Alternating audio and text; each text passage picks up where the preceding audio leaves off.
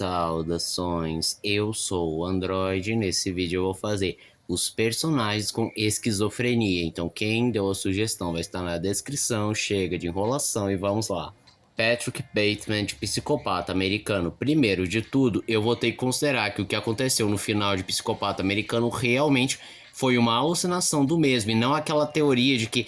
por ele ser rico e influente, é muito mais fácil ele se livrar de corpos, calar testemunhas e não ter o seu nome associado às piores atrocidades. Mas levando em conta que ele imaginou tudo, mostra que sim, ele tem uma dissociação da realidade, imaginando e vivenciando alucinações tão reais que ele não sabe distinguir o que é verdade e o que é alucinação, e isso é um caso bem clássico da esquizofrenia paranoide. E além da esquizofrenia, ele possui transtorno de personalidade antissocial, em especial psicopatia. Chapeleiro maluco. Eu poderia dizer também que o próprio Chapeleiro maluco de Alice no País das Maravilhas tem alguns esquizofrenia e bipolaridade, mas o Chapeleiro maluco, vilão do Batman, claramente tem sinais de esquizofrenia paranoide, em que ele escuta vozes, vivencia coisas que não são reais, achando que está no País das Maravilhas e que ele é o próprio Chapeleiro maluco, ou que qualquer mulher loira é a sua Alice que ele deve tomar para si. E o seu caso é bem complicado e um tanto perigoso, porque a esquizofrenia paranoide por si só já é um caso bem delicado e que deve ser tratado quanto antes,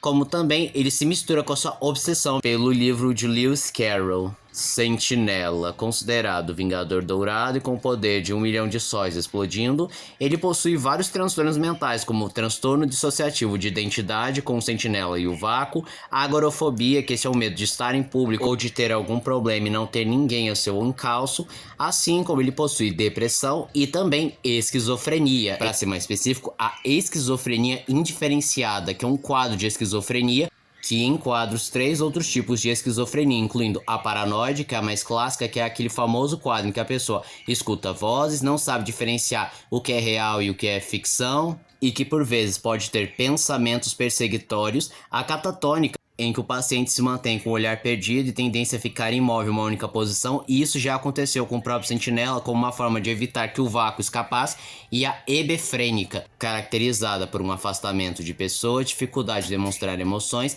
e a perda geral de capacidade, o que também é um tema bem comum com o Sentinela, que teme ficar próximo das pessoas, preocupado de que o vácuo possa machucá-las. O narrador de O Clube da Luta, além de provavelmente ter transtorno dissociativo de identidade, ele também possui um claro caso de esquizofrenia paranoide, aquela famosa esquizofrenia mais popular, em que a pessoa tem alucinações, sentimentos e pensamentos perseguitórios e por vezes não sabe diferenciar a realidade de alucinações. Coringa, principalmente do filme, é mais notório que ele possui um grau de esquizofrenia, principalmente a esquizofrenia paranoide, em que ele não sabe distinguir o que é verdade e o que é mentira, vivendo uma fantasia, tem pensamentos intrusivos de autodestruição e que machucam o próximo, e apesar de não ficar claro, provavelmente ele tem pensamentos de perseguição e pode ouvir vozes.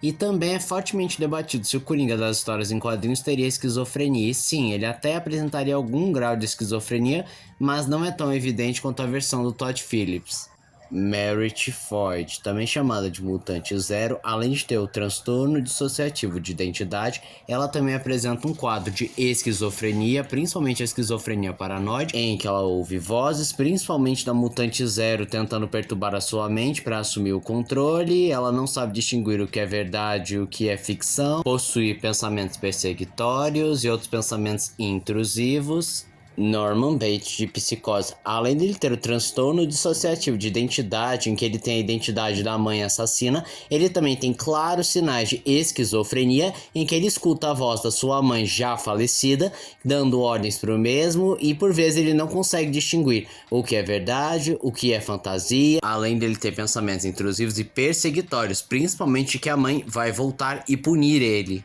O Pacificador. Talvez não na sua primeira aparição e nem nas versões mais atuais, mas houve uma época que o Pacificador tinha claros sinais de uma esquizofrenia, em que ele enxergava o fantasma do seu pai e por vezes era delirante, claramente tendo alucinações, enxergando o próprio pai.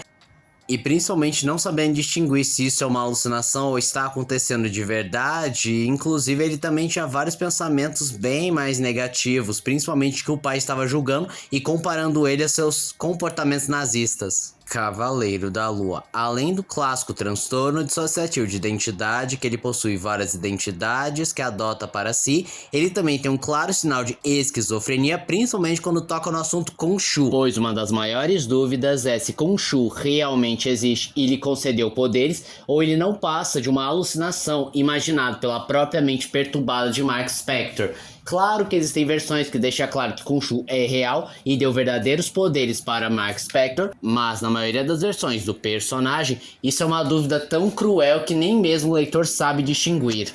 Donnie Darko, além de ele claramente sofrer de depressão, ele também apresenta claros sinais de esquizofrenia, enxergando um coelho demoníaco que traz previsões do futuro e do fim do mundo, e ele poderia ser encaixado na esquizofrenia indiferenciada, apesar de que ele só demonstrou sinais de esquizofrenia paranoide, isto é, a esquizofrenia clássica em que a pessoa tem alucinações visuais ou auditivas, ou logo as duas, inclusive tem dificuldade de saber o que é real e o que é apenas fantasia, assim como também tem certos pensamentos intrusivos e perseguitórios, mas ele também apresenta claros sinais da esquizofrenia hebefrênica, isto é, uma versão que a pessoa acaba se afastando dos outros e tem dificuldade de demonstrar suas emoções e pensamentos, além da perda de capacidade em certas habilidades. E se talvez você forçar um pouco, ele teria a esquizofrenia catatônica, que é aquela que o paciente se mantém com o olhar perdido e tende a ficar imóvel em uma única posição, porque existem momentos que ele está com o olhar vazio e distante, como se ele tivesse desligado da realidade. E esse foi o vídeo de hoje. Se você gostou do vídeo, se inscreva no canal, compartilhe o vídeo, comente, dê o seu like. Também não esqueça de ativar as notificações, chave de like, caso gostem dos meus vídeos. Então, Android, tchau.